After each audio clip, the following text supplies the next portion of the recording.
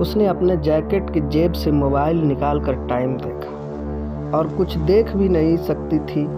Network और data दोनों नदारद थे।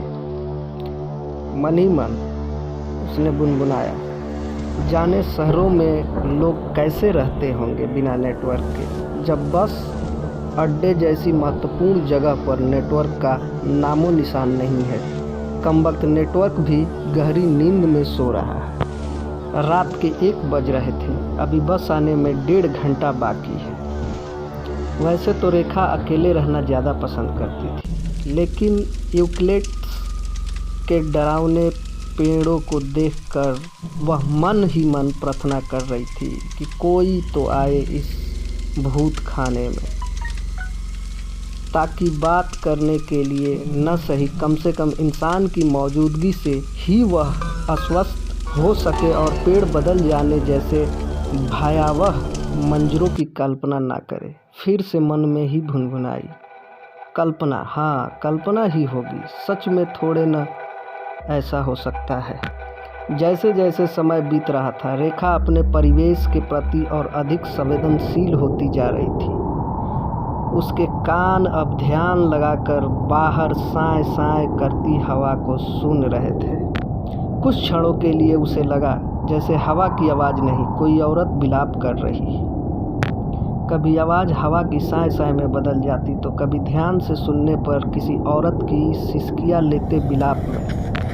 रेखा बुरी तरह डर गई थी। उसने अपने आप साल से बुरी तरह से कस लिया। बार बार विलाप से उसके अंदर कपकपी सी उठने लगी। रेखा मन में ही बोली, किसी को तो भेजो भगवान। भगवान इतना निठुर नहीं था कि ठिठुरती रेखा की ना सुनता।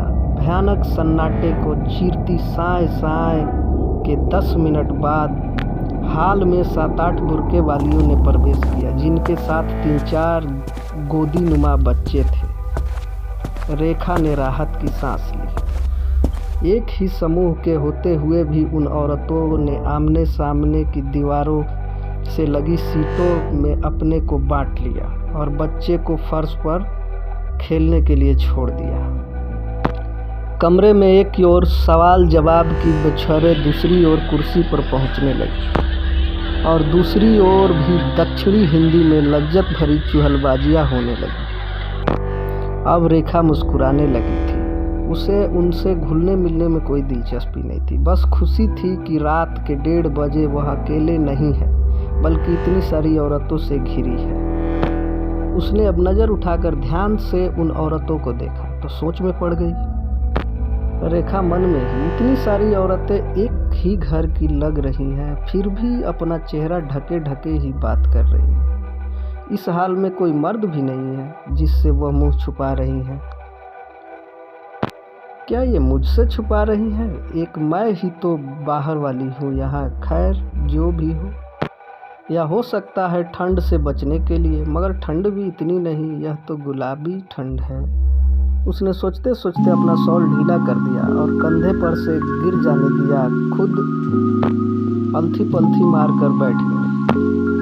गोद में रखे मोबाइल पर ध्यान गया तो जलाकर टाइम देख लिया, 1:45, बस 1.25 घंटा और। क्या वहाँ के लोग रुद्दीवादी होंगे? इन औरतों की चुलबाजियों से मन हटाकर उसे गंतव्य की ओर जा पहुँचा। क्या वे अपने बच्चों, खासकर लड़कियों को स्कूल भेजने के लिए राजी होंगे? क्या होगा क्या नहीं, सही उधेड़ बूंद में रेखा कब तक खोई रही, उसे ध्यान नहीं। अचानक उसकी तंद्रा टूटी तो देखा कि सभी औरतें एकदम शांत बूत की तरह बैठी हैं। सबकी सब एक ही मुद्रा में, सबने कुर्सी पर बैठे बैठे अपने दोनों घुटनों पर दोनों हाथ रखे हुए थे। रेखा फिर स्तंभ थी। नेक्स्ट एपिसोड सुनने के लिए चैनल को सब्सक्राइब करें और बेल आइकन को दबाएं, ताकि जब भी नेक्स्ट एपिसोड अपलोड किया जाए आपको नोटिफिकेशन मिल जाए। अगर वीडियो अच्छी लगी हो तो लाइक शेयर ज़रूर करें। नमस्कार।